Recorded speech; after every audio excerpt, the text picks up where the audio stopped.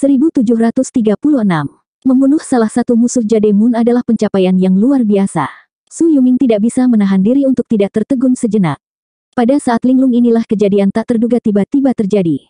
Cahaya merah darah yang menyilaukan muncul. Segera setelah itu, ia meluas dengan keras dan dengan cepat menyebar ke segala arah. Mata Su Yuming menyipit. Pada saat yang sama, dia buru-buru mundur dan berteriak. Seni darah. Menghindari. Petik 2. Dia akhirnya mengerti bahwa Jade Moon belum mati. Setelah tubuhnya meledak, tidak ada tanda-tanda Jade Moon sekarat. Pihak lain telah mengambil kesempatan untuk menggunakan seni darah. Selain itu, dilihat dari kecepatan penyebaran cahaya merah darah, pencapaian pihak lain dalam seni darah jelas sangat tinggi. Reaksinya cepat, jadi dia terhindar dari lautan darah. Namun, konstelasi bintang di bawah komandonya tidak memiliki kemampuan untuk bereaksi. Dari 2000 kultivator di Pulau Baiyue, setengah dari mereka saat ini dikerahkan untuk mempertahankan formasi pelindung pulau dan melakukan serangan balik terhadap pasukan He Baichuan. 1000 kultivator yang tersisa mengelilingi 3 ruang fondasi formasi. Jadi, ada 3-400 konstelasi bintang di sisi ini. Ketika lautan darah Masangsi menyebar, 3-400 konstelasi bintang ini segera diselimuti. Tidak ada satupun yang tertinggal. Adegan ini membuat mata Su Yuming hampir keluar dari rongganya. Detik berikutnya, dia merasakan aura konstelasi bintang di lautan darah mulai menghilang. Apalagi kecepatannya sangat cepat. Satu demi satu, seolah-olah seekor binatang buas kuno telah terbangun di lautan darah dan melahap kehidupan para kultivator di sisinya. Dia segera menyadari bahwa ini adalah perbuatan Lu Ye. Karena hanya dengan bantuan Jade Moon konstelasi bintang akan mati begitu cepat. Untuk sesaat, dia diliputi kesedihan dan kemarahan. Untungnya, para kultivator di Pulau Baiyue bukanlah orang bodoh. Meskipun sebagian besar dari mereka tampak sangat bingung ketika tiba-tiba jatuh ke lautan darah, mereka dengan cepat mengedarkan kekuatan mereka dan mengobarkan lautan darah.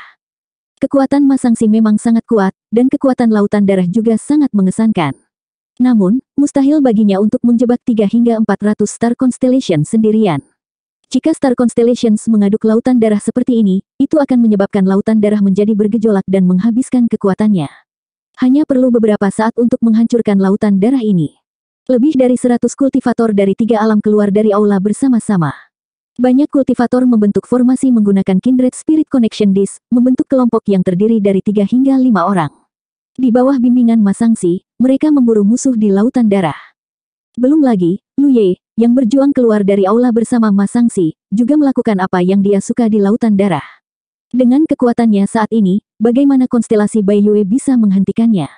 Dengan setiap nafas yang berlalu, seorang kultivator sekarat. Pembuluh darah menonjol di dahi Su Yuming saat dia melarikan diri dari jangkauan lautan darah sebelumnya. Dia dengan marah mendorong kekuatannya untuk meledak menuju lautan darah, ingin bekerja sama dengan konstelasi bintang di sisinya untuk menerobos lautan darah sesegera mungkin dan menyelamatkan mereka. Namun, setelah hanya 3 napas waktu, dia menunjukkan ekspresi putus asa. Karena dalam kurun waktu 3 tarikan napas, jumlah konstelasi bintang yang musnah di lautan darah sudah mencapai 50.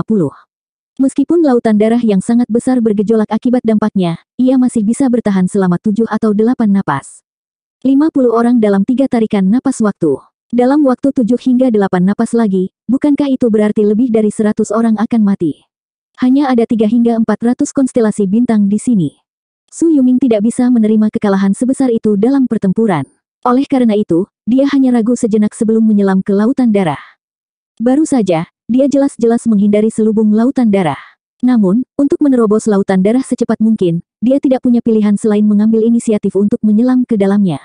Betapa ironis dan tidak berdayanya hal itu. Namun, hanya dengan menyelam ke kedalaman lautan darah dia dapat memiliki kepercayaan diri untuk menerobos lautan darah dalam waktu yang lebih singkat dan menyelamatkan para kultivator di sisinya. Su Yuming memang seorang kultivator Jade Moon tahap akhir. Setelah memasuki lautan darah, kekuatan sihirnya berfluktuasi dengan hebat, menyebabkan seluruh lautan darah mendidih. Lu Ye, yang dengan sembrono membunuh musuh di lautan darah, mendengar suara Masangsi. Tuan Suci, aku tidak bisa bertahan lebih lama lagi. Bukan karena dia tidak cukup kuat, hanya saja ada terlalu banyak kultivator yang bertarung di lautan darah saat ini. Tidak termasuk 2 kultivator Jade Moon, Lu Ye dan Su Yuming, ada ratusan konstelasi bintang. Lautan darah menanggung beban terberat dari pertempuran ini. Fakta bahwa dia dapat bertahan selama beberapa saat sudah merupakan cerminan dari fondasinya yang kuat. Ketika Lu Ye mendengar ini, dia segera menstabilkan tubuhnya. Detik berikutnya, dia menggunakan seni darah. Warna darah yang lebih kental menyebar dari tubuhnya dan menyebar ke segala arah. Tidak hanya itu, Sosok di lautan darah juga menggunakan teknik rahasia ras darah melalui transmisi suara Lu Ye. Lan Qiue, meskipun dia hanya memiliki kultivasi seorang kultivator konstelasi tahap awal, sifat khusus dari seni darah ras darah sudah cukup untuk memastikan bahwa dia dapat memainkan peran di medan perang seperti itu. Penilaian Su Yuming tidak salah. Jika ini hanya seni darah sederhana, dia memang bisa menghancurkannya lebih cepat jika dia mengambil inisiatif untuk terjun ke dalamnya dan menyelamatkan konstelasi bintang di bawah komandonya. Namun, dia tidak tahu bahwa ini bukanlah seni darah sederhana. Ini adalah teknik rahasia ras darah yang dilakukan oleh kultivator puncak Jademun. Di permukaan, tidak banyak perbedaan antara keduanya. Para pengamat bahkan tidak bisa membedakannya. Namun, perbedaan terbesarnya adalah lautan darah dari ras darah dapat bergabung dan memperkuat satu sama lain. Kesalahan dalam penilaian ini cukup berakibat fatal. Oleh karena itu, ekspresinya dengan cepat berubah menjadi keheranan. Ini karena lautan darah, yang jelas-jelas tidak stabil dan akan segera pecah, tiba-tiba menjadi jauh lebih stabil. Segera setelah itu, ledakan energi besar meletus dari kedalaman lautan darah. Stabilitas ini menjadi lebih jelas. Lu Ye telah mengeluarkan setetes darahnya yang berharga. Dia tidak punya pilihan selain meledakkannya. Jika dia ingin memusnahkan semua musuh yang terperangkap di lautan darah, dia harus mempertahankan lautan darah untuk waktu yang lama. Namun, bahkan dengan bantuan rahasia dia dan Lan Qiue, lautan darah tidak akan bertahan lama dengan begitu banyak orang yang bertarung di dalamnya. Setetes darah yang berharga mungkin hanya mampu mempertahankan lautan darah untuk beberapa saat, tapi itu sudah cukup. Pasukan He Baichuan menyerang dari luar. Jika mereka ingin menerobos dari dalam dengan cepat, mereka hanya bisa menerobos dari arah ini. Namun, jika ada ikan yang lolos dari jaring, kekuatan mereka tidak akan mampu unggul. Saat itu, korbannya akan sangat besar. Dapat dikatakan bahwa Lu Ye telah merencanakan untuk memusnahkan pasukan Su Yuming sejak awal. Dia dan Ma Sangxi harus mencapai hasil terbaik dalam waktu sesingkat mungkin. Di bawah dukungan darah yang berharga, lautan darah menjadi lebih stabil. Lu Ye menoleh ke arah Ma Sangxi dan menginstruksikan, "Awasi Jademun itu, karena dia sudah kembali, jangan biarkan dia pergi." Awalnya, saat Su Yuming melarikan diri, Lu Ye merasa sangat disayangkan. Bagaimanapun, efek membunuh kultivator konstelasi dan membunuh Jademun berbeda. Di medan perang seperti ini, jika Jademun mati, moral musuh akan sangat terpengaruh. Dia awalnya berencana untuk berurusan dengan konstelasi di lautan darah terlebih dahulu, kemudian mencari cara untuk bergabung dengan Ma Sangxi untuk membunuh Jademun. Siapa sangka dia akan berbalik atas kemauannya sendiri. Lu Ye sangat jelas tentang rencana Su Yuming. Harus dikatakan bahwa metode kesediaan mengambil risiko bahaya bagi penguasa konstelasi di bawah komandonya seperti ini sangat mengagumkan. Namun, kekaguman tetaplah kekaguman. Karena mereka adalah musuh, tidak ada alasan untuk berbelas kasihan. Ma Sangxi menerima perintah tersebut dan segera bergegas menuju Su Yuming. Awalnya, dia harus menjaga stabilitas lautan darah dan membantu konstelasi Pulau Tiga Dunia dalam membunuh musuh. Makanya, dia tidak bisa bergerak sama sekali. Namun, situasinya berbeda sekarang. Lautan darah Lu Ye dan Lan Qiue telah menyatu dengan lautan darahnya. Dalam hal menjaga lautan darah, Lu Ye akan membantu menahan tekanan. Tugas membantu membunuh musuh akan diserahkan kepada Lan Qiue. Dia bisa menyisihkan sebagian dari kekuatannya untuk menghadapi Su Yuming dan menahannya. Di luar Pulau Baiyue, tatapan banyak kultivator yang menyaksikan pertempuran semuanya terfokus pada lautan darah. Para penonton bisa melihat lebih jelas daripada para pemain yang terlibat. Yu Huan dan yang lainnya mungkin tidak menyadari perubahan di sini karena mereka juga bertarung sengit di medan perang mereka sendiri, namun para penonton dapat melihat semuanya dengan jelas. Tidak ada yang tahu apa yang sedang terjadi di lautan darah. Terlebih lagi, susunan pelindung pulau itu mengisolasi mereka, sehingga mereka tidak dapat merasakannya dengan jelas. Mereka hanya bisa merasakan secara samar-samar bahwa ada aura kehidupan yang terus-menerus layu di lautan darah. Ekspresi semua orang berubah. Semua kultivator yang menyaksikannya menyadari bahwa pertempuran di lautan darah pasti akan menjadi faktor penentu dalam pertempuran untuk pulau spiritual ini. Siapapun yang memperoleh kemenangan dalam pertempuran ini akan memiliki keunggulan absolut. Apakah Pulau Tiga Dunia yang telah dipersiapkan, atau Pulau Baiyue yang memiliki fondasi yang kuat? Tidak ada yang tahu. Semua orang menunggu untuk melihat apa yang akan terjadi. Di lautan darah, Su Yuming terjerat oleh Ma Sangxi. Bahkan jika dia menggunakan seluruh kekuatannya, dia tidak bisa melepaskan diri. Ketika dia merasakan aura familiar di sekitarnya menghilang, hatinya dipenuhi rasa takut. Dia tiba-tiba menyadari bahwa adalah suatu kesalahan baginya untuk menerobos ke lautan darah. Namun, karena semuanya sudah seperti ini, tidak ada gunanya menyesalinya. Kemarahan berubah menjadi api yang membakar hatinya. Kekuatan Dharma Su Yuming berfluktuasi, dan dia benar-benar memaksa Ma Sangxi mundur. Ini tidak berarti bahwa kemampuan Ma Sangxi lebih rendah daripada kemampuannya. Hanya saja dia telah mengeluarkan banyak energi saat dia mengendalikan lautan darah. Terlebih lagi, Lu Ye telah memerintahkannya untuk membuat Su Yuming sibuk. Sekarang pihak lain akan bertarung sampai mati, Ma Sangxi tentu saja harus menghindarinya. Jika dia tidak hati-hati, dia akan diseret ke kubur oleh musuh. Itu tidak ada gunanya. Di medan perang lautan darah, Pulau Baiyue awalnya memiliki keunggulan absolut dalam hal jumlah. Namun, seiring berjalannya waktu, keunggulan ini perlahan-lahan menyempit. Kemudian, hal itu terhapus dan berubah menjadi kerugian. Tentara dikalahkan seperti tanah longsor. Bagaimana para kultivator Pulau Baiyue bisa mendapatkan akhir yang baik ketika Lu Ye, seorang jademun, terlibat dalam pertempuran para kultivator konstelasi. Lingkungan lautan darah tidak kondusif bagi para kultivator Pulau Baiyue. Mereka yang menjadi sasaran Lu Ye tidak akan selamat dari satu serangan pun. Para kultivator Pulau Baiyue telah bercokol di sini selama 800 tahun. Tidak dapat dikatakan bahwa mereka belum pernah mengalami pertempuran apapun, tetapi mereka belum pernah mengalami pertempuran sebesar ini. Di sisi lain, para kultivator tiga alam yang berasal dari Keonggiok dan dunia Dao Fajar Hijau mungkin kurang berpengalaman dalam pertempuran semacam ini. Namun, para kultivator 9 benua telah melalui banyak pertempuran. Pertempuran sebesar ini hanyalah sebuah adegan kecil dibandingkan dengan serangan balik tentara 9 benua terhadap alam mistik besar klan serangga dan ekspedisi ke dunia pemurnian darah. Selain itu, para kultivator 9 benua semuanya tidak takut dan gaya bertarung mereka buas. Di bawah pengaruh mereka, bahkan jika para kultivator Jade Cons dan Green Dawn Dao World tidak memiliki pengalaman, mereka masih termotivasi. Oleh karena itu, meskipun jumlah mereka jauh lebih rendah, ketika Ma Sangxi bergegas keluar dari aula fondasi susunan dan menyebarkan lautan darah, para kultivator Pulau Baiyue ditakdirkan untuk binasa. Setelah beberapa napas, para kultivator Pulau Baiyue di lautan darah dimusnahkan sepenuhnya. Su Yuming berada dalam bahaya yang lebih besar. Awalnya, dia bertarung sendirian dengan Ma Sangxi. Ketika yang terakhir menghindari serangan itu untuk sementara waktu, dia masih tampak ganas. Namun, ketika Lu Ye menarik tangannya dan tuan serta pelayannya menyerang bersama, Su Yuming benar-benar kehilangan kekuatan untuk melawan. 1737. Di luar alam Keonggiok, Lu Ye dan Ma Sangxi telah bekerja sama untuk membunuh banyak jademun dari ras kotor. Bahkan puncak jademun tidak bisa lepas dari kematian. Meskipun Su Yuming kuat, dia tidak bisa menahan kombinasi pedang gunung dan seni penelusuran darah Ma Sangxi. Terjebak di laut darah sudah sangat merugikan Su Yuming. Sekarang dia menghadapi serangan gabungan dari tuan dan pelayan yang kejam, dia tidak bisa menahan diri sama sekali. Setelah bertarung sebentar, tubuhnya dipenuhi luka yang begitu dalam hingga tulangnya terlihat. Namun luka tersebut tidak menunjukkan tanda-tanda penyembuhan. Ada energi aneh yang tertinggal di sekitar luka, mencegah kemampuan regeneratifnya yang kuat untuk bekerja. Ma Sangxi juga menggunakan teknik penelusuran darah dengan cara yang sangat tercela, menyebabkan lukanya muncrat darah. Su Yuming tahu ini adalah bencana.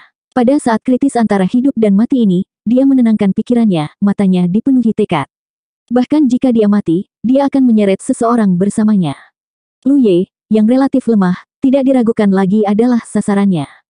Saat dia berjuang, dia mencoba yang terbaik untuk mencari peluang.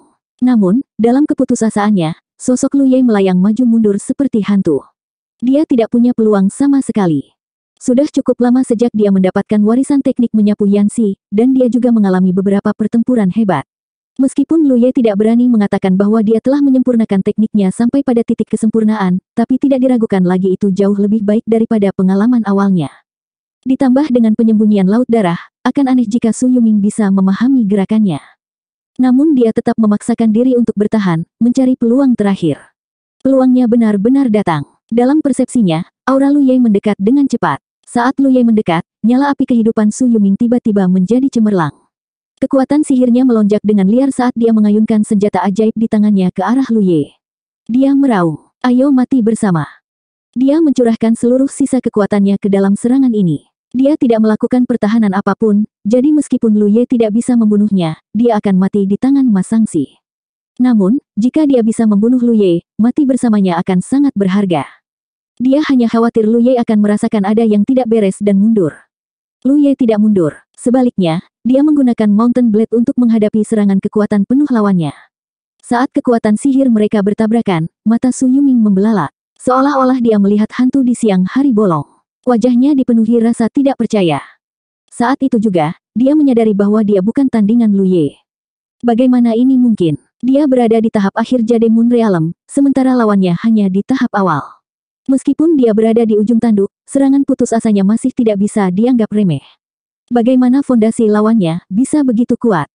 Sebelumnya, Lu Ye hanya menggunakan teknik menyapu untuk terus-menerus mengurangi kekuatan dan semangat juangnya. Oleh karena itu, Su Yuming tidak memiliki cara untuk menentukan kekuatan fondasi Lu Ye sampai konfrontasi langsung terakhir ini. Saat dia terkejut, kekuatan sihirnya telah runtuh, dan kekuatan besar menyerangnya. Sosok Su Yuming tidak stabil, dan senjata ajaib di tangannya bahkan terbang keluar. Segera setelah itu, matahari besar meledak, menyelimuti dirinya sepenuhnya. Matahari itu seperti bunga teratai, dengan kelopak bunga yang tak terhitung jumlahnya berputar dan menari. Setiap kelopak adalah kondensasi terakhir dari aura pedang. Jurus ketiga Tyrant Blade, Lotus Sun.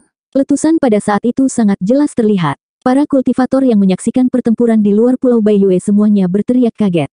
Semua orang menatap lautan darah, ingin tahu apa hasil akhirnya.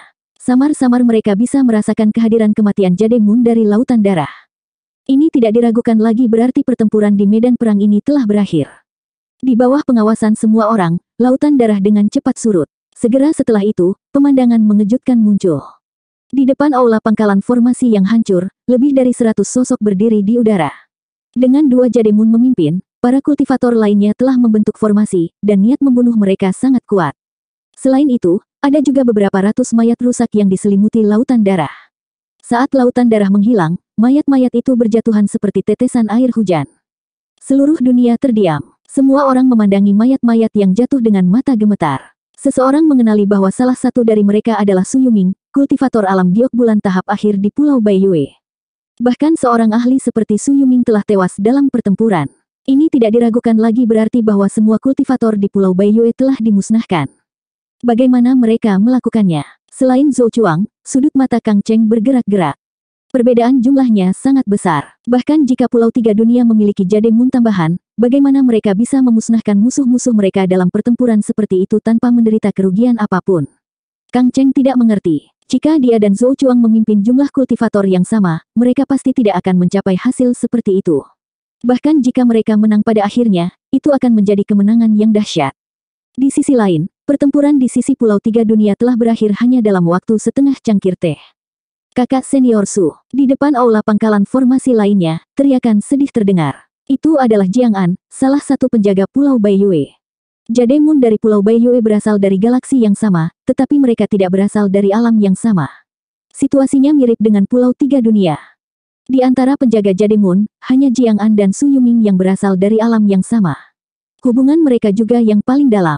Sekarang dia melihat Su Yuming mati dalam pertempuran, dia secara alami diliputi kesedihan dan kemarahan. Faktanya, ketika dia merasakan situasi Su Yuming tidak baik, dia ingin pergi dan memperkuatnya. Namun, dia juga punya misinya sendiri. Dia telah memimpin ratusan Star Constellations untuk menjebak pasukan Luan Xiao. Setiap kali dia bergerak untuk memperkuat mereka, pasukan Luan Xiao akan bertindak seolah-olah mereka akan keluar dari aula pangkalan formasi. Dia tidak bisa bergerak sama sekali. Pada akhirnya, dia hanya bisa menyaksikan pasukan Su Yuming tewas dalam pertempuran.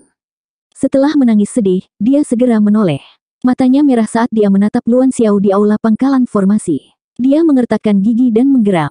Aku ingin kalian semua mati. Aku ingin membunuh semua orang di Pulau Tiga Dunia. Luan Xiao hanya menatapnya dengan dingin. Dia berkata dengan acuh tak acuh. Kami tidak memulai konflik ini. Anda yang memulainya. Anda yang menyebabkannya sendiri. Jiang An tertegun sejenak. Lalu, dia menjadi semakin marah.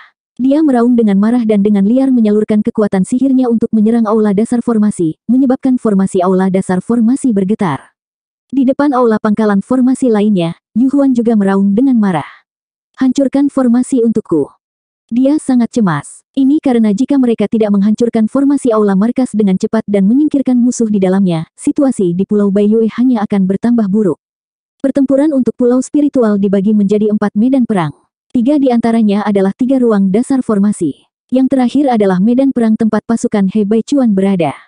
Saat ini, Pulau Tiga Dunia telah membuka celah di salah satu medan perang dan meraih kemenangan sempurna. Namun, secara keseluruhan, Pulau Tiga Dunia masih dirugikan. Pasalnya, lawan mereka masih unggul jauh dari segi jumlah. Tidak mudah bagi pasukan He Baichuan untuk memasuki pulau itu. Mereka harus menghancurkan formasi pelindung Pulau Baiyue untuk mendapatkan kesempatan. Sementara itu, para kultivator Pulau Tiga Dunia yang dipimpin oleh Luan Xiao dan Yan Miao terjebak di 2 aula pangkalan formasi. Mereka harus bergantung pada formasi untuk bertahan. Ini sangat beresiko. Itu sebabnya Yu Huan cemas. Lu Ye dan yang lainnya sama-sama cemas. Kedua belah pihak ingin menang dalam pertempuran berikutnya. Pulau Tiga Dunia memenangkan pertempuran pertama. Namun, jika mereka tidak unggul dalam pertempuran berikutnya, mereka tidak akan bisa meraih kemenangan. Itulah sebabnya setelah Ma Sangxi menjaga Laut Darah, Lu Ye tidak berniat membantu Luan Xiao dan Yan Miao. Sebaliknya, dia memimpin lebih dari 100 orang dan menyerang. Pasukan He Baichuan adalah kunci dari pertempuran ini. Mereka harus membawa mereka ke pulau itu sesegera mungkin untuk meningkatkan daya tawar mereka. Dalam pertempuran yang melibatkan ribuan orang, Jademun tidak diragukan lagi sangat berguna. Namun, jika mereka ingin meraih kemenangan penuh, mereka tidak dapat melakukannya tanpa Star Constellation dalam jumlah besar. Hal ini terutama terjadi ketika Star Constellation dapat menggunakan Disarray Twin Key Connected Branches untuk membentuk formasi. Setelah beberapa konstelasi membentuk formasi, mereka hampir bisa bertindak sebagai Jademun. Disarray Twin Key Connected Branches telah beredar selama bertahun-tahun. Harganya secara bertahap turun. Di Laut Wanxiang, tidak bisa dikatakan bahwa setiap konstelasi memilikinya. Setidaknya, di Pulau Baiyue, beberapa Star Constellation berbagi satu rumah. Mereka bisa menggunakan Disarray untuk membentuk formasi. Konstelasi yang terbunuh di Laut Darah tadi semuanya telah membentuk formasi. Jika Pulau Tiga Dunia ingin menang, mereka harus melakukan yang terbaik untuk menutup kesenjangan antara musuh dan pasukan mereka. Meskipun kesenjangan ini tidak akan pernah bisa ditutup, selama pasukan He Baichuan menyerang, mereka bisa memulihkan sebagian kerugian mereka. Selain itu, para kultivator yang melawan pasukan He Baichuan adalah yang paling mudah dibunuh. Ini karena mereka harus mempertahankan formasi untuk melakukan serangan balik, sehingga mereka harus sangat tersebar. Di sisi lain, jika Lu Ye dan Ma Sangxi memimpin bala bantuan ke Luan Xiao atau Yan Miao, hal itu tidak akan memainkan peran yang menentukan dalam pertempuran. Saat Lu Ye dan yang lainnya pindah, Yu Huan panik. Dia mengertakkan gigi dan meraung. Beraninya kamu. Tapi kenapa Lu Ye memperhatikannya? Para pemimpin kultivator konstelasi menyerbu ke pinggiran Pulau Baiyue.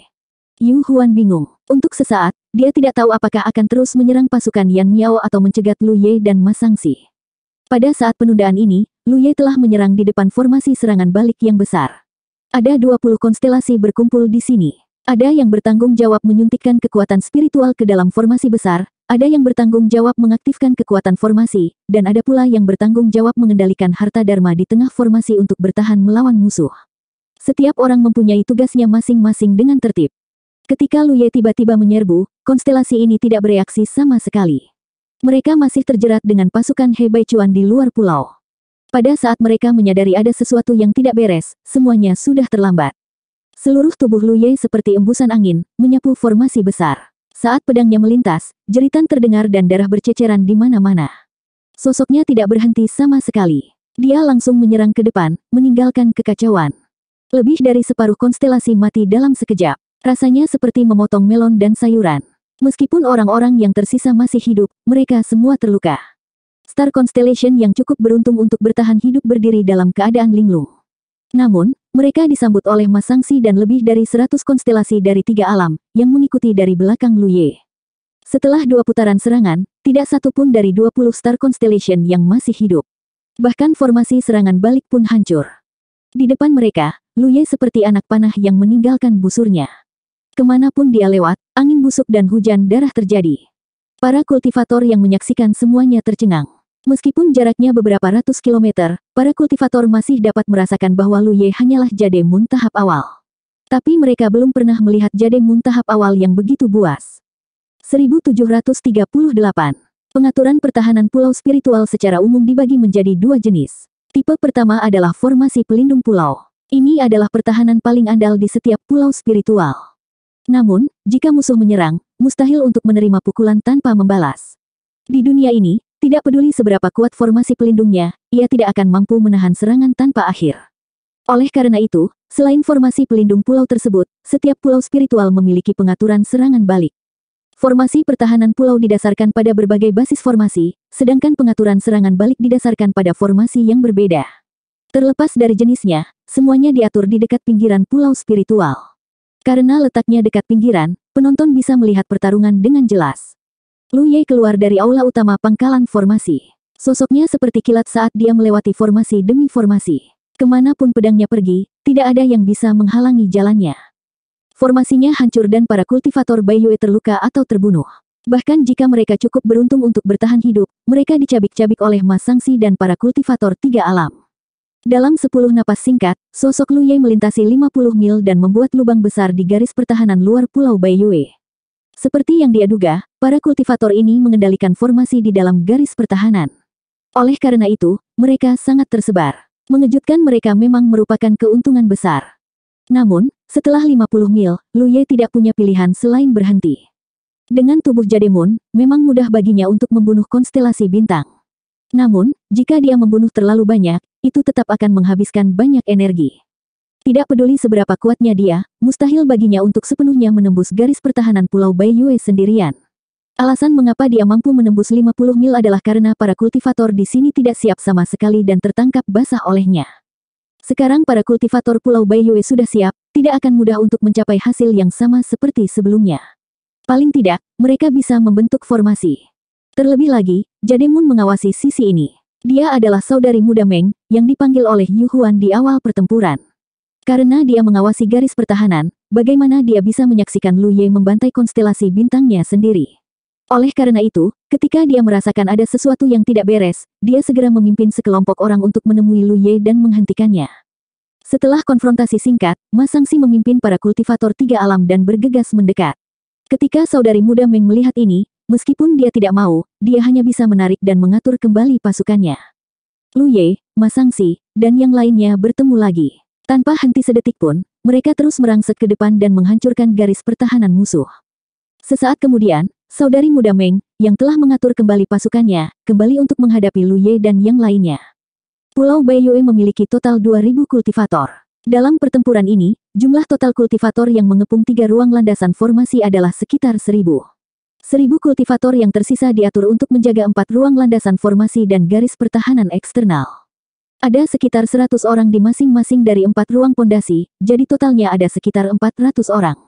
Oleh karena itu, Suster Meng dapat mengerahkan sekitar 600 orang. Namun, 600 orang ini sangat terpencar. Karena garis pertahanan yang panjang dan fakta bahwa Lu Ye telah membunuh beberapa dari mereka, Jademun bermarga Meng hanya dapat mengerahkan sekitar 300 orang dengan tergesa-gesa. 300 lainnya untuk sementara tidak dapat bergerak. Bagaimanapun, barisan penjaga pulau itu masih utuh, dan mereka masih harus mempertahankannya. Di permukaan, pihak junior apprentice Sister Meng memiliki lebih banyak orang, tetapi Lu Ye memiliki 2 Jademun. Tidak ada pihak yang lebih rendah darinya. Oleh karena itu, setelah kedua kubu bentrok, keduanya berimbang dalam waktu singkat. Ketika pertempuran antara Lu Ye, Ma Sangsi, dan junior apprentice Sister Meng pecah, He Baichuan telah memimpin 500 bawahannya ke celah di garis pertahanan. Dengan sebuah perintah, serangan yang menutupi langit dan menutupi bumi membombardir barisan penjaga pulau dari arah celah. Susunannya berada di ambang kehancuran.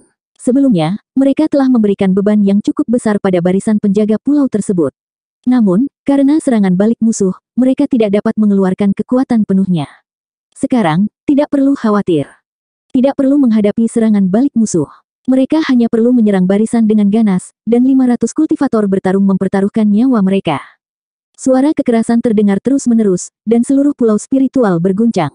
Jika bukan karena pulau spiritual di Laut Wan Siang istimewa, pertempuran sengit seperti itu pasti sudah lama menghancurkan pulau berkeping-keping. Ketika para kultivator yang menyaksikan pemandangan ini melihat pemandangan ini, mereka segera memahami bahwa barisan penjaga Pulau Baiyue tidak dapat bertahan. Bukan karena Baiyue tidak cukup kuat, juga bukan karena susunan penjaga pulau, yang telah terakumulasi selama 800 tahun, lemah. Sebaliknya, itu karena ritme serangan Pulau Tiga Dunia terlalu sempurna. Penduduk Pulau Baiyue kini sedang dipimpin oleh hidungnya. Dalam pertarungan seperti ini adalah hal yang paling tabu. Kemampuan Yu Huan untuk memimpin pertempuran sebesar ini terlalu tidak kompeten, tapi ini bukan masalahnya. Setelah konflik pecah, pengaturan Lu Ye dihubungkan satu demi satu, dan dia terpaksa menghadapinya begitu saja. Hanya dalam waktu setengah cangkir teh, setelah serangkaian serangan sengit oleh pasukan He Baichuan, barisan penjaga pulau, yang telah melindungi Pulau Baiyue selama 800 tahun, tiba-tiba hancur. Saat susunannya hancur, semua kultivator Baiyue merasakan jantung mereka berdetak kencang. Beberapa Jademun bahkan memucat. Di belakang He Baichuan, teriakan perang dari 500 Star Constellation menembus awan. Niat membunuh mereka hampir nyata. Di bawah komandonya, mereka menyerbu ke pulau itu. Jalan di depan sudah jelas, dan tidak ada lagi penghalang. Di medan perang tempat Lu Ye dan yang lainnya berada, saudari bela diri muda Meng mengertakkan gigi dan melakukan yang terbaik untuk melawan Ma Sangxi. Lu Ye sama sekali mengabaikannya. Bukannya dia tidak mau, tapi dia tidak bisa. Lagi pula, jumlah konstelasi di sisinya jauh lebih sedikit. Tanpa dia di tengah-tengah, banyak dari konstelasi yang dia pimpin pasti lebih banyak yang akan mati. Karena itu, dia hanya bisa memikirkan cara untuk membunuh konstelasi milik musuh dan menutup kesenjangan jumlah mereka. Terlebih lagi, baginya, membunuh Star Constellation tidak diragukan lagi jauh lebih mudah daripada membunuh Jade Moon. Dalam waktu setengah cangkir teh ini, puluhan konstelasi telah mati di tangannya. Ketika dia melelang disformasi Twin Kilinked Branches di Constellation Hall, Lu Ye tahu bahwa benda ini pasti akan mengubah situasi di lautan fenomena segudang. Ini karena piringan formasi memungkinkan konstelasi tertentu yang memiliki fondasi kuat untuk bersaing dengan Jade Moon sampai batas tertentu. Namun, dia tidak pernah menyangka bahwa dia akan dibatasi dalam aspek ini suatu hari nanti. Di bawah formasi konstelasi di Pulau Baiyue, tidak mudah baginya untuk membunuh mereka.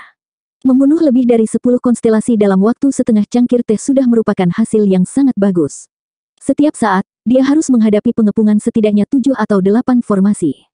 Menghadapi ancaman Lu Ye, kultivator konstelasi Baiyue jelas tertahan dalam pertempuran. Ini karena tidak ada yang tahu kapan dia akan menyerang secara tiba-tiba. Di sisi lain, para kultivator tiga alam penuh semangat. Akibatnya, meskipun konstelasi Pulau Baiyue memiliki keunggulan dalam hal jumlah, mereka jelas berada dalam posisi yang dirugikan. Ketika pasukan He Baichuan menerobos formasi pelindung pulau itu, semangat juang konstelasi Pulau Baiyue jelas sangat berkurang, dan situasinya menjadi lebih buruk. Hampir pada saat yang sama ketika formasi pelindung pulau itu rusak, Divine Sense yang kuat tiba-tiba menyebar dari arah salah satu aula yayasan formasi dan menyebar ke seluruh pulau spiritual. Lu Ye merasakannya sejenak dan segera merasakan bahwa sumber Divine Sense ini adalah Yu Huan. Orang ini jelas menggunakan Divine Sense untuk mengirimkan transmisi suara dan menyebarkan sesuatu. Seperti yang diharapkan, mengikuti fluktuasi Divine Sense, banyak kultivator yang tersebar di Pulau Baiyue segera meninggalkan medan perang aslinya dan bergegas ke satu arah. Saudari bela diri muda Yu, yang terjerat dengan Ma Sangxi, juga mengaktifkan kekuatan harta dharma. Ia mengeluarkan cahaya terang yang mengganggu indera Ma Sangxi. Dia dengan cepat mundur, dan lampu merah abnormal muncul di tubuhnya. Tanpa ragu, dia telah mengaktifkan semacam teknik melarikan diri dan ingin segera meninggalkan medan perang. Tindakannya tentu sangat bijaksana, karena tingkat kultivasi Ma Sangxi sebenarnya lebih tinggi daripada miliknya. Dalam keadaan normal, tidak mudah baginya untuk melarikan diri setelah dijerat oleh Ma Sangxi. Dia hanya memiliki kesempatan untuk melarikan diri dengan bantuan gangguan harta dharma sesaat. Dari sini, dapat dilihat bahwa Junior Martial Sister Meng juga merupakan seseorang yang memiliki banyak pengalaman bertarung. Saat melarikan diri, dia juga dengan sengaja mencoba merasakan lokasi Lu Ye. Di medan perang ini, hanya Lu Ye dan Ma Sangxi yang bisa menjadi ancaman baginya. Setelah melarikan diri dari Ma Sangxi, dia tentu saja harus waspada terhadap Lu Ye. Lu Ye berada puluhan mil jauhnya darinya, bertarung dengan beberapa konstelasi yang telah membentuk formasi. Hati Junior Martial Sister Meng menjadi rileks. Namun, di saat berikutnya, dia merasakan bahaya yang besar. Dari sudut matanya, dia tiba-tiba melihat kilatan cahaya tidak jauh darinya. Segera setelah itu, dia merasakan hawa dingin merambat di punggungnya saat suara pedang terdengar. Serangan yang tak tertandingi telah menyelimuti tubuh dan pikirannya. Seorang kultivator pedang, wajah cantik Junior Martial Sister Meng menjadi pucat. Dia tidak pernah bisa membayangkan bahwa kultivator pedang sekuat itu tersembunyi di medan perang ini. Dia hanya fokus untuk menjaga dari Lu Ye dan Ma Sangxi, jadi dia tidak menyadari keberadaan kultivator pedang ini. Pada saat ini, pihak lain memanfaatkan momen pikirannya yang rileks untuk melancarkan serangan mendadak. Dapat dikatakan bahwa waktunya sangat cerdas. Terlebih lagi, kultivator pedang selalu tak tertandingi dalam pembunuhan. Disergap oleh kultivator pedang saat ini, bagaimana dia bisa mendapatkan akhir yang baik? Cahaya pedang menyerbu, dan dengan tergesa-gesa, saudari bela diri muda Meng mengaktifkan kekuatan harta dharmanya dan akhirnya memblokir serangan itu. Namun, di saat berikutnya, dia putus asa karena serangan pihak lain tidak ada habisnya. Ada lebih dari satu cahaya pedang yang ganas dan tak tertandingi. Ada beberapa di antaranya.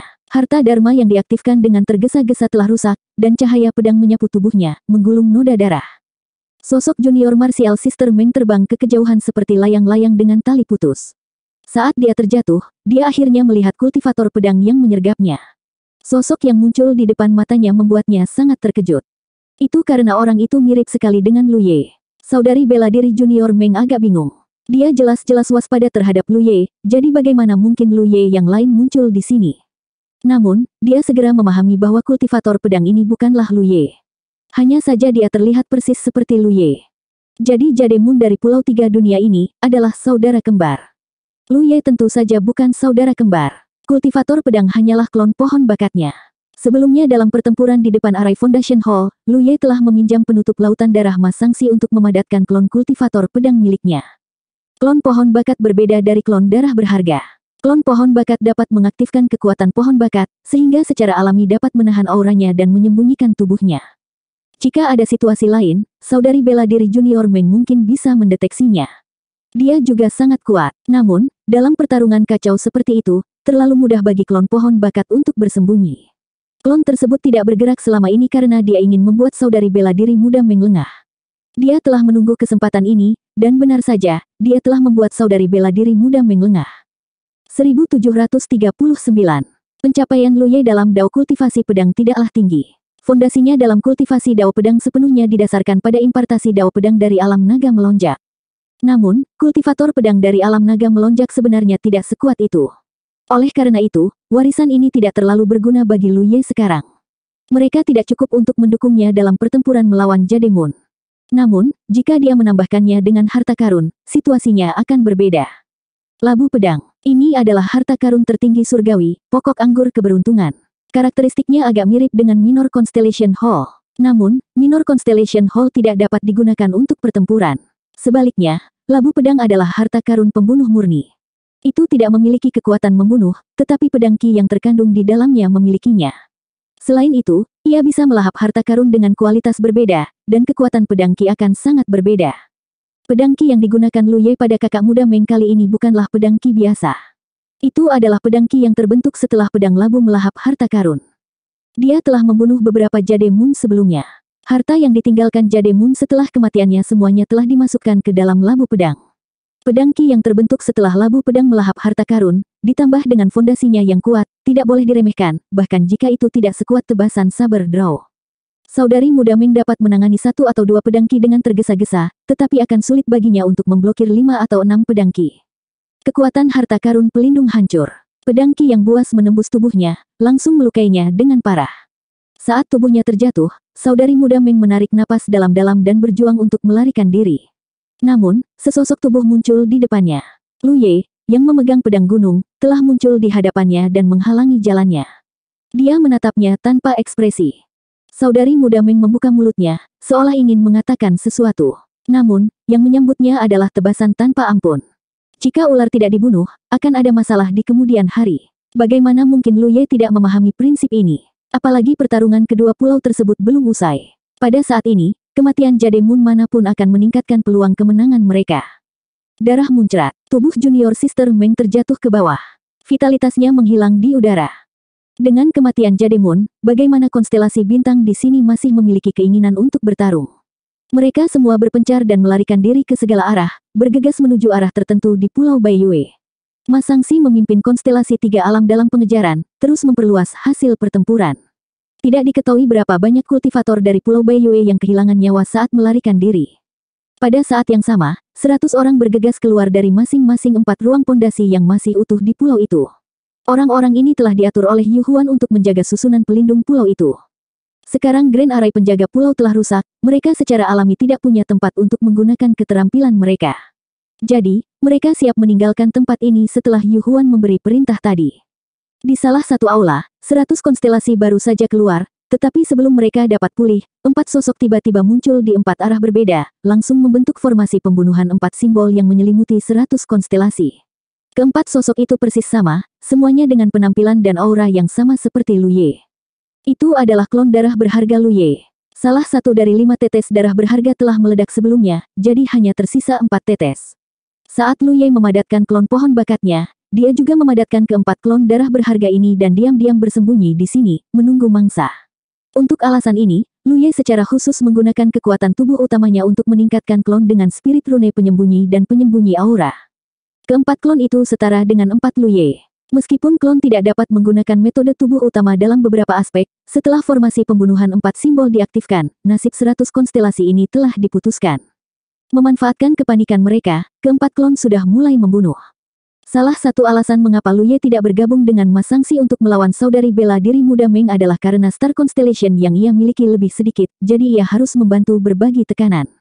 Alasan kedua adalah semua klonnya telah dimobilisasi. Tidak apa-apa baginya untuk berurusan dengan kultivator Constellation Realm, tapi dia tidak memiliki cukup kekuatan untuk menghadapi Jade Moon. Jika dia tidak bisa membunuh Junior Martial Sister Meng, tekanan pada konstelasi di sisinya juga akan besar. Di sisi lain, di bawah seruan kaget dari banyak kultivator yang menyaksikan pertempuran, pasukan He Baichuan langsung menuju ke Pulau Baiyue. Beberapa kultivator Baiyue yang tidak sempat mundur langsung mengalami kemalangan besar. Pasukan He Baichuan tidak membunuh satu musuh pun. Sekarang setelah mereka memasuki pulau, 500 konstelasi berkerumun seolah-olah mereka telah disuntik dengan darah ayam. Mereka menyapu musuh di sepanjang jalan, tidak meninggalkan satupun yang selamat. Setelah beberapa saat, Luan Xiao dan Yan Miao memimpin konstelasi di bawah mereka untuk bertemu dengan He Baichuan. Kedua pasukan mereka pernah mengalami krisis sebelumnya, terutama pasukan Yan Miao, yang perlindungan aula markas formasinya hampir rusak. Pada saat itu, setelah perlindungan aula pangkalan formasi dirusak, dengan kekuatan mereka secara keseluruhan, pasti akan ada banyak korban jiwa. Lagi pula, yang menyerang mereka adalah para kultivator Baiyue yang secara pribadi dipimpin oleh Yu Huan, dan jumlah mereka kalah 3-1. Untungnya, formasi pelindung Pulau Baiyue dapat dipatahkan dengan cukup cepat. Setelah He Baichuan memimpin pasukannya masuk, Yu Huan tahu bahwa keadaan sudah di luar kendali. Jika dia tidak pergi dan He Baichuan kembali, Yan Miao akan dengan sukarela menyerah dalam pertahanan. Dengan serangan menjepit, situasinya akan terbalik sepenuhnya. Oleh karena itu, ketika formasi pelindung pulau itu dipatahkan dan pasukan He Baichuan menyerang, Yu Huan dengan tegas memimpin pasukannya mundur. Situasi di pihak Luan Xiao serupa. Ketiga pasukan itu bergabung menjadi satu. Setelah menunggu beberapa saat, Lu Ye dan Mas Sangsi pun bergegas mendekat. Kekuatan Pulau Tiga Alam dikumpulkan di satu tempat. Lu Ye menoleh untuk melihatnya. Dia menemukan bahwa selain beberapa konstelasi yang terluka, yang lain pada dasarnya tidak terluka. Ini sudah diduga. Mengesampingkan 500 konstelasi di bawah komando He Baichuan untuk saat ini, mereka belum pernah bertarung dengan musuh sebelum memasuki pulau itu. Mereka hanya saling menyerang dari jarak 200 li, jadi wajar saja tidak akan ada korban jiwa. Pasukan Luan Xiao dan Yan Miao sama-sama mempertahankan aula markas formasi. Selama perlindungan aula pangkalan formasi tidak rusak, tidak akan ada korban di pihak mereka. Hanya Lu Ye yang secara pribadi memimpin lebih dari 100 orang. Pertama, mereka menghancurkan Su Yuming dan 300 konstelasi di bawahnya. Kemudian, mereka bertengkar dengan Junior Meng untuk beberapa saat. Tidak dapat dihindari bahwa mereka akan terluka. Untungnya, tidak ada yang meninggal. Hasil dari pertempuran seperti itu sangat mengejutkan. Di masa lalu, dalam pertempuran memperebutkan pulau spiritual di Laut Vientin, pihak yang menang pun akan menderita banyak korban. Hasil ini berkat ketangguhan para kultivator Pulau Tiga Alam. Kedua, penempatan Lu Ye cukup baik. Jika tidak, hanya dalam 5 menit, perlindungan aula markas formasi Yan Miao akan rusak, dan mereka akan menderita banyak korban. Pada titik pertempuran ini, Pulau Tiga Alam sudah pasti mengambil langkah pertama menuju kemenangan. Namun, pertarungan belum berakhir. Di depan para kultivator Tiga Alam, Lu Ye menoleh dan melihat ke arah pusat pulau spiritual. Dia merasakan bahwa semua kultivator Baiyue yang masih hidup berkumpul di sana. Jika dia tidak salah, itu seharusnya menjadi pusat pulau Baiyue. Pasti ada banyak formasi yang melindungi tempat itu. Sebelumnya, indera ilahi Yu Huan berfluktuasi saat ia memerintahkan para kultivator Baiyue untuk mundur ke tengah pulau. Dia jelas tidak berniat menyerah di Pulau Baiyue. Dia siap mengandalkan pengaturan di sana untuk melawan. Istirahatlah sebentar, kita akan menyerang dalam 2 jam. Pulau Baiyue pasti milik kita. Dengan perintah Lu Ye, para kultivator Tiga Alam beristirahat dan memulihkan diri. Dalam pertempuran ini, bahkan kultivator medis seperti Hua Qi dan Su Yuan pun hadir. Dapat dikatakan bahwa semua orang yang hidup di Pulau Tiga Alam, kecuali Yaya, yang ditinggalkan oleh Lu Ye di wilayah Putri Duyung, ada di sini. Dengan bantuan para kultivator medis, cedera para kultivator secara alami tidak menjadi masalah. Hanya beberapa orang yang terluka parah yang tidak dapat memulihkan kekuatan tempurnya dalam waktu singkat. Namun, hal itu bukanlah masalah besar. Pulau Baiyue yang kacau untuk sementara menjadi tenang. Ada banyak kultivator yang menyaksikan pertempuran dari pinggiran. Ada yang menonton pertunjukan dengan gembira, ada yang saling berbisik, dan ada pula yang meninjau situasi dengan ekspresi serius. Jarang sekali melihat pertempuran di pulau spiritual kelas atas. Tentu saja, para kultivator Jade Moon yang datang untuk menonton pertempuran tidak hanya ada di sini untuk menonton pertunjukan. Mereka ingin melihat sesuatu dari pertempuran ini sehingga mereka dapat menyesuaikan pengaturan pulau spiritual mereka. Misalnya, Jika mereka berada di sisi ofensif, apa yang harus mereka lakukan untuk mencapai hasil seperti itu? Atau jika mereka berada di pihak defensif, apa yang harus mereka lakukan untuk menghindari situasi canggung seperti itu? Pertempuran Pulau Baiyue adalah pertempuran antara Pulau Tiga Alam dan Pulau Baiyue. Namun, mereka yang jeli bisa melihat sesuatu yang berguna dari pertempuran ini. Penduduk Pulau Tiga Alam sedang beristirahat. Dari kelihatannya, mereka ingin mengambil alih Pulau Baiyue sepenuhnya. Tentu saja, mereka sudah berjuang untuk mencapai pulau itu. Bagaimana mereka bisa menyerah di tengah jalan? Saudara Wu, apakah menurutmu Pulau Tiga Alam bisa berhasil kali ini? Ini akan sulit. Saudara Wu menggelengkan kepalanya perlahan. Meskipun barisan pelindung Pulau Baiyue telah rusak dan banyak kultivator tewas, saya rasa mereka masih memiliki kekuatan untuk bertarung. Ada lebih dari 1.200 orang berkumpul di area tengah. Mereka memiliki lebih banyak orang daripada Pulau Tiga Alam. Orang yang menanyakan pertanyaan itu tersenyum sedikit. Bagaimana dengan 2.000 orang di Pulau Baiyue? Hanya dalam waktu singkat, 800 di antaranya telah terbunuh. Apa yang dapat dilakukan oleh 1.200 orang yang tersisa? Terlebih lagi, beberapa jademun mereka telah meninggal. Sepertinya hanya Yu Huan dan Jiang Yan yang tersisa. Petik 2. Saudara Wu menggelengkan kepalanya dan berkata, alasan mengapa Pulau Tiga Alam dapat mencapai hasil yang begitu besar adalah murni karena Yu Huan tidak berguna. Sebelumnya, penduduk Pulau Baiyue terlalu terpencar. Hal ini memberikan kesempatan bagi Pulau Tiga Alam untuk menjatuhkan mereka satu persatu. Untungnya, dia tidak bodoh. Kini setelah menyadari situasinya kurang baik, ia berkumpul kembali dan mempertahankan area tengah. Bahkan jika hanya ada 2 jademun yang tersisa, tidak akan mudah bagi Pulau Tiga Alam untuk menjatuhkan mereka. Petik 2. Orang yang mengajukan pertanyaan itu merenung sejenak. Lalu, dia mengangguk sedikit. Itu masuk akal. 1.200 konstelasi dan 2 jademun. Kekuatan semacam ini tidaklah lemah. Apalagi mereka mendapat dukungan dari banyak formasi di area tengah. Jika Pulau Tiga Alam menyerang dengan paksa, mereka tidak akan mampu menjatuhkannya tanpa membayar harga yang mahal. Dia bertanya lagi, jika itu kamu, Saudara Wu, apa yang akan kamu lakukan? Saudara Wu tersenyum tipis. Jika itu aku, tentu saja, aku akan berhenti selagi aku berada di depan. Segera mundur, Saudara Wu berkata. Tentu saja, saya tidak akan mundur begitu saja. Setelah berjuang keras begitu lama dan mendapatkan keuntungan yang begitu besar, mengapa saya harus mundur? Tentu saja, saya akan menyerang dengan seluruh kekuatan saya dan memaksa Yu Huan untuk bernegosiasi. Petik 2. Orang yang mengajukan pertanyaan itu mendapat pencerahan. Jadi, kamu ingin mendapat manfaat. Ini bukan hanya sekedar manfaat. Ekspresi Saudara Wu serius. Para kultivator Pulau Baiyue telah menempati tempat ini selama 800 tahun.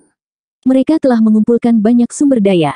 Selama Pulau Tiga Alam berani menentukan harga, mereka pasti akan kembali dengan panen penuh. Saya yakin Yu Huan tidak bodoh. Dia tidak akan bersikeras bertarung sampai mati dengan Pulau Tiga Alam. Setelah hidup bertahun-tahun, dia harus memahami prinsip ini. 1740. 2 jam singkat berlalu dengan cepat. Para kultivator Tiga Alam selesai beristirahat dan mengatur ulang. Di bawah pimpinan 5 jademun, mereka berangkat ke pulau itu. Di tengah Pulau Baiyue, lebih dari 1.000 kultivator berkumpul dengan panik dan gelisah. Sebelum hari ini, meskipun mereka memiliki banyak pengalaman bertarung dengan orang lain, tidak ada satupun dari mereka yang pernah mengalami pertarungan seperti ini. Pulau Tiga Alam telah tiba dengan momentum yang ganas. Mereka telah menerobos formasi pelindung besar pulau yang telah dipertahankan selama 800 tahun dan membunuh 800 kultivator Baiyue. Bahkan beberapa jademun tewas dalam pertempuran. Semua ini terjadi dalam waktu kurang dari setengah hari. Dalam setengah hari ini, seluruh Pulau Baiyue telah terbalik. Tidak ada yang mengerti mengapa hal ini terjadi. Di permukaan, Pulau Baiyue tidak diragukan lagi memiliki keunggulan absolut. Mereka memiliki jumlah jademun yang sama, sedangkan Pulau Baiyue memiliki total 2.000 jademun. Apalagi mereka adalah pihak yang bertahan. Dalam keadaan normal, mustahil bagi tim bertahan untuk mencapai hasil sebesar itu jika mereka tidak memiliki setidaknya 3 kali lipat jumlah jademun. Namun, Pulau Tiga Alam telah mencapai hal ini hanya dengan 1.000 kultivator. Terlebih lagi, Pulau Tiga Alam hampir tidak menderita kerugian dalam pertempuran ini. Para kultivator Baiyue sangat ketakutan. Meskipun mereka masih memiliki lebih dari 1.000 kultivator berkumpul di sini dan banyak formasi di wilayah tengah masih beroperasi, mereka masih merasa tidak aman. Jika formasi pelindung besar pulau itu rusak, mereka masih bisa mundur ke tempat ini. Namun, jika wilayah tengah juga hilang, kemana mereka bisa mundur? Meskipun lautan fenomena segudang sangat luas, mungkin tidak ada tempat bagi mereka untuk bersembunyi. Yang terpenting, Jademun, yang merupakan landasan grup, hanya memiliki 2 anggota yang tersisa. Yu Huan dan Jiang An secara alami menyadari keadaan pikiran konstelasi mereka sendiri. Pada saat ini, Jiang An sedang mencoba yang terbaik untuk meningkatkan moral dan mengumpulkan para kultivator untuk hidup dan mati bersama Pulau Baiyue. Mengenai seberapa efektifnya, dia hanya bisa melakukan yang terbaik dan menyerahkannya pada takdir. Adapun Yu Huan, dia menggunakan jimat musik untuk berkomunikasi dengan seseorang. Ekspresinya terus berubah. Dia benar-benar tidak mengerti mengapa Pulau Tiga Alam berani menyerang Pulau Baiyue seperti ini dan bahkan berhasil. Kalau dipikir-pikir lagi, akar dari semua ini adalah bahwa mereka telah ditembus dari dalam. Cuzu, yang telah kembali lebih awal, pastinya adalah Jademun musuh yang menyamar.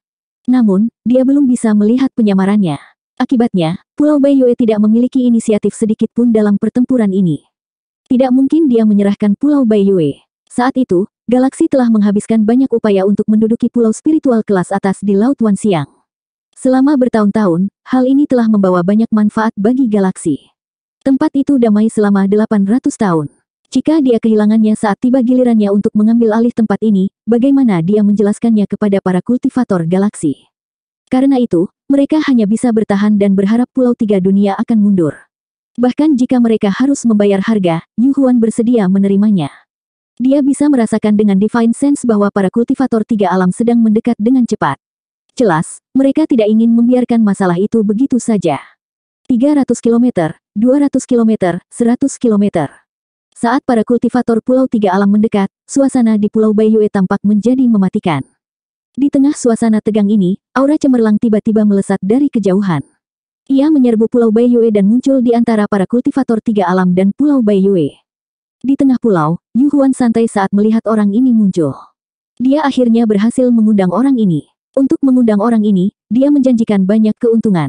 Adapun apa hasil akhirnya, dia tidak tahu.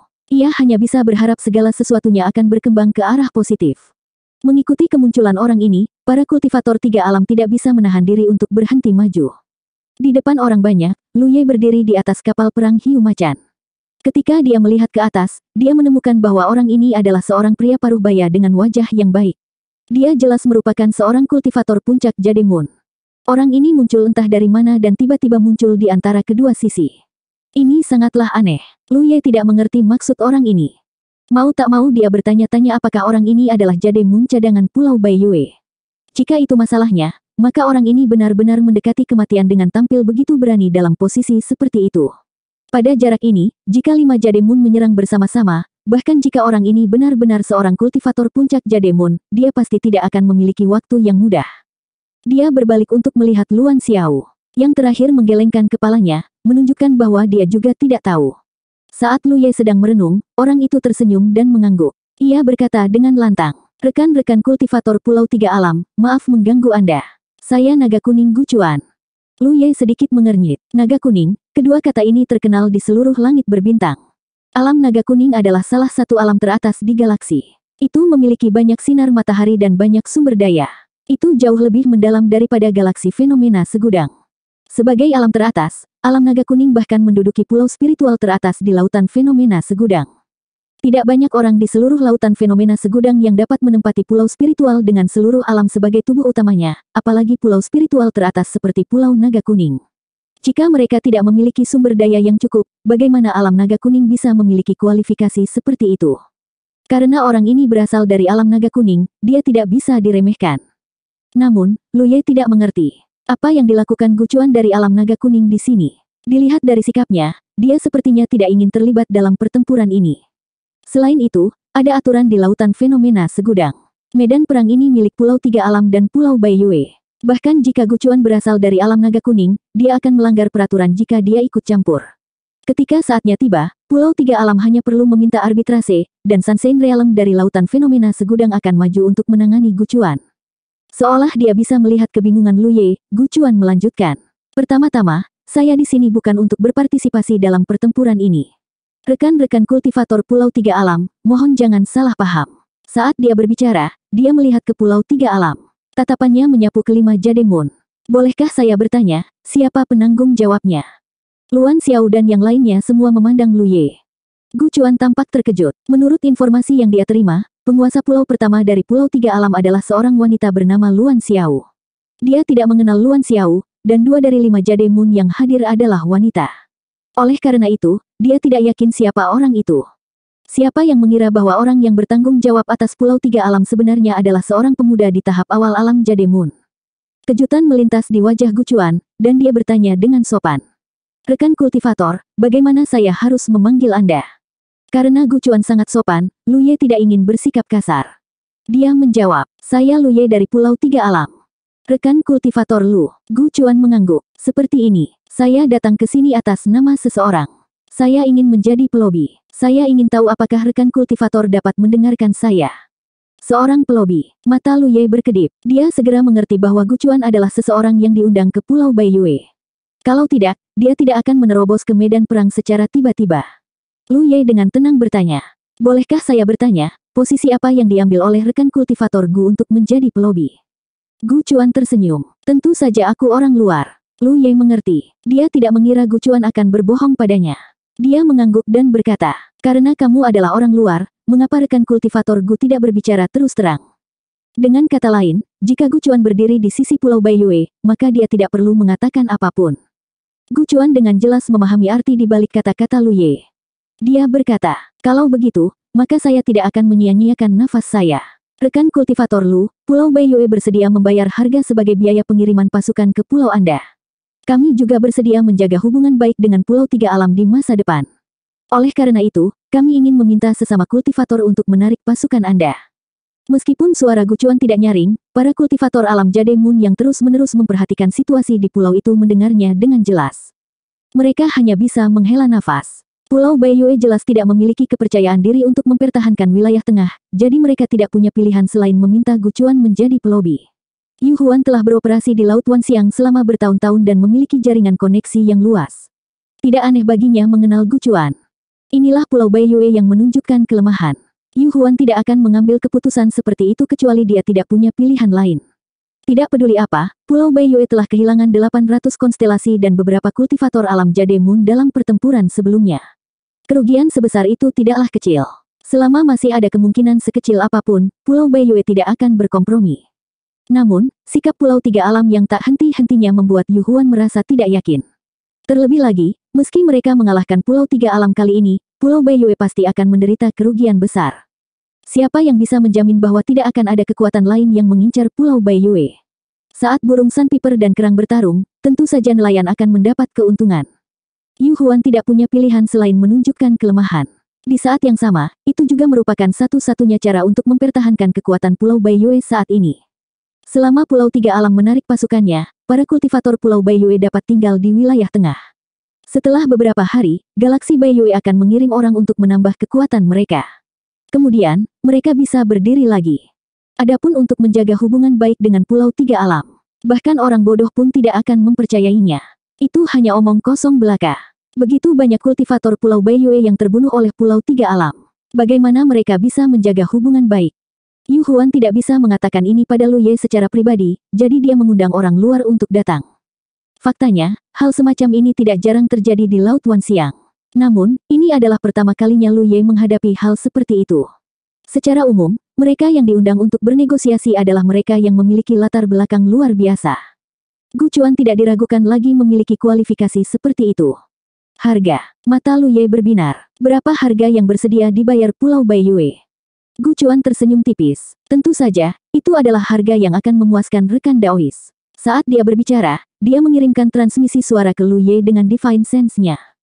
Lu Ye mengangkat alisnya. Dia harus mengakui bahwa harga Gucuan untuk Pulau Baiyue sangat murah.